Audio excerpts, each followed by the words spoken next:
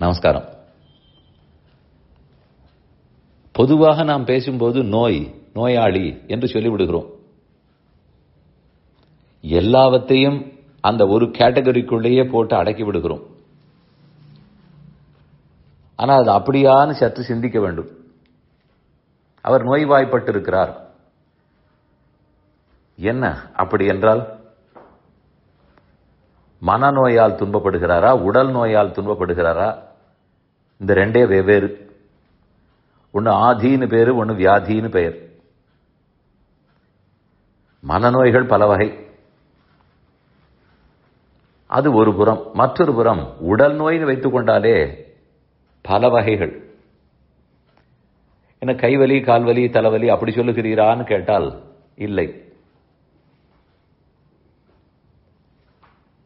ஒருத்தருக்கு ஜலதோஷம் வந்திருக்கிறது, ஜுரம், உடம்பு வலி, ஏதோ வைரல் இன்ஃபெக்ஷன். அவருக்கு இன்ஃபெக்ஷன் 4 நாளில் சரியாகும். அது மருந்து கொடுத்தாலும் கொடுக்காவிட்டாலும் அதுதான். ஜலதோஷம் வந்தால் போக போகிறதா? இது ஏதோ வைரல் இன்ஃபெக்ஷன் சொல்லுவார்கள், இல்ல பாக்டீரியல் இன்ஃபெக்ஷன் சொல்லுவார்கள், வயிற்றுப்போக்காக இருக்கிறது. இதெல்லாம் ஒரு வகை. இது வரும்போதே தெரியும், உடம்பு போராட போகிறது, அதை வெளியே தள்ள போகிறது. இதற்கு மிஞ்சி போனால் என்ன செய்யலாம்? இம்யூனிட்டியை வளர்த்துக் கொள்ள வேண்டும். அப்படி வெளியிலிருந்து கிருமிகள், நோய் தொற்று கிருமி உள்ளே வரும்போது நம் உடல் அதை எதிர்க்க வேண்டும். அதற்குரிய சக்தி வேண்டும். அதுதான் செய்ய இயலும். அதை நோய்வாய்ப்பட்டிருக்கிறார்னு சொல்லுவது கூட சரியில்லை. ஏன்னா இது வெளியிலிருந்து நமக்குள் வரும் நோய். இது உள்ளேயே ஆரம்பித்தது அல்ல. ஏதோ கிருமி, நோய் தொற்று கிருமி வெளியிலிருந்து உள்ளே வந்தது. இது ஒரு புறம். மற்றொன்று, நம் உடல் உறுப்புகளே சரியா இல்லாமல் இருப்பது. அதுதான் உண்மையில் நோய்.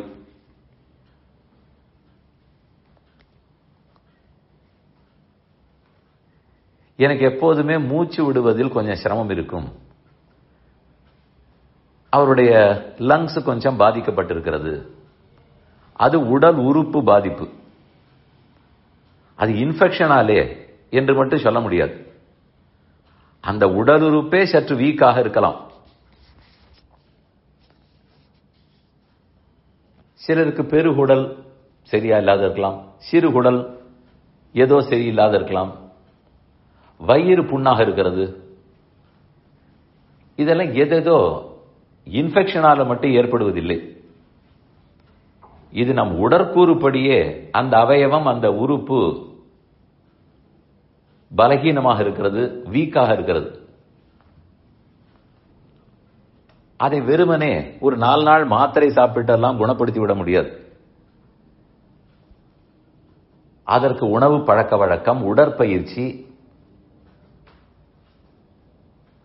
நீண்ட காலத்துக்கு இதை செய்யத்தான். அதுவும் சரிப்படுத்தி விட முடியும்னு சொல்ல முடியாது, மெயின்டைன் பண்ணலாம்.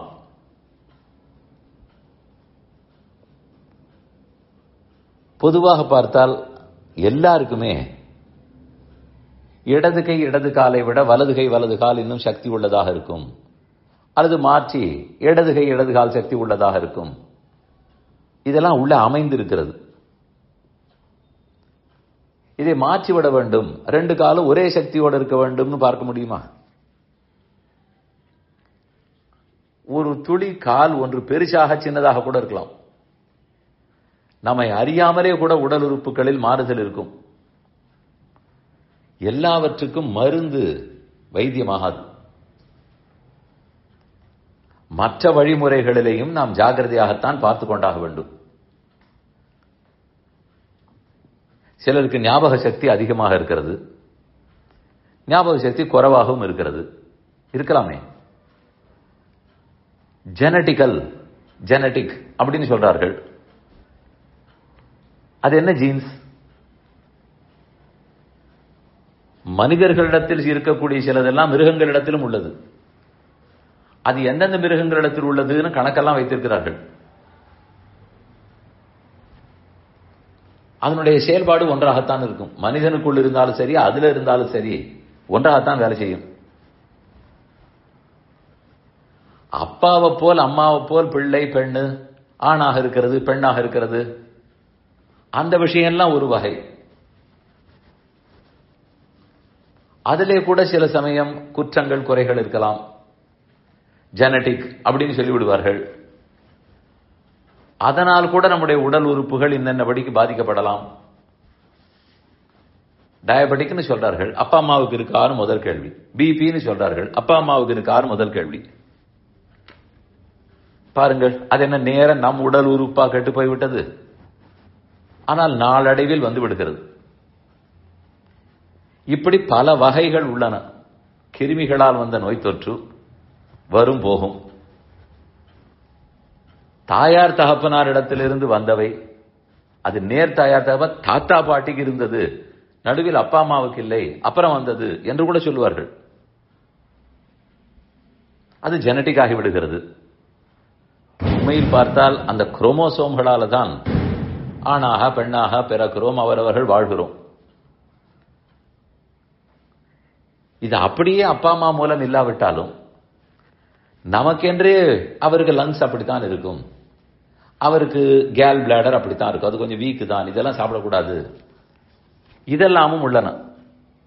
இதுல எது என்னன்னு பார்த்து சற்று சிந்தித்து வருமுன் காக்க வேண்டுமா, இம்யூனிட்டியை வளர்த்துக் கொள்ள வேண்டுமா, உடற்பயிற்சி மூலம் அந்த உடல் உறுப்பை இன்னும் நன்னும் வேலை செய்ய வைக்க வேண்டுமா, இதை பார்த்து செய்ய வேண்டும். எல்லாத்துக்கும் மருந்து, எல்லாத்துக்கும் சிகிச்சைன்னு மட்டும் அவ்வப்போது செய்ய முடியாது. நம் உடல் நமக்கு கொடுக்கப்பட்ட ஒரு வரம், அதை பூஜித்துக் கொண்டே இருக்க வேண்டும் நான் சொல்ல வரவில்லை. சரீரம் ஆத்தியங்களும் தர்ம சாதனம். தர்மம் செய்வதற்கு நமக்கு கொடுக்கப்பட்டிருக்கிறது. இருக்கும் நாள் வரை அதை நீடிக்க முடியுமா முடியாதா, 100 80 அதெல்லாம் நான் பேசவே வரவில்லை. இருக்கும் நாள் வரை நிறைய தொண்டுகள் செய்ய ஆரோக்கியமாக இருக்க வேண்டும்.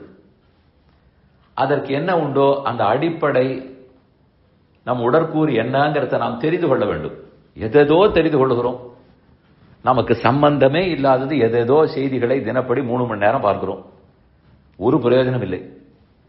நம் உடல் கூறு என்னன்னு நாம் தெரிந்து கொள்ள வேண்டும். பிராணவாயு எவ்வளவு முக்கியம், ரத்த ஓட்டம் எவ்வளவு முக்கியம், அதற்குரிய ஆகாரம் என்ன, ஏன் உணவே மருந்துன்னு சொல்லுகிறார்கள், அதை எப்படி பண்டைய காலத்தில் நம் முன்னோர்கள் எல்லாம் பாதுகாத்தனர். சிந்தித்தால் தானே செயல்படுவோம், அதுக்கு நேரம் ஒதுக்கினால் தானே நன்மை ஏற்படும்.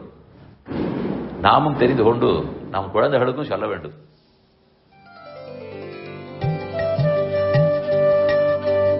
இந்த என் பணி ஆடியோவை உங்களுக்காக வழங்கியவர் வேலுக்குடி ஸ்ரீ கிருஷ்ணன் சுவாமி.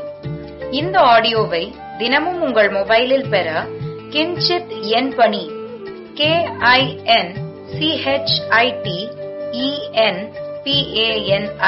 என்ற ஆப்பை கூகுள் பிளே ஸ்டோரிலோ அல்லது ஆப்பிள் ஐ ஸ்டோரிலோ டவுன்லோட் செய்து கொள்ளவும். தினம்தோறும் இது போன்ற உபன்யாசங்களை கேட்டு மகிழவும்.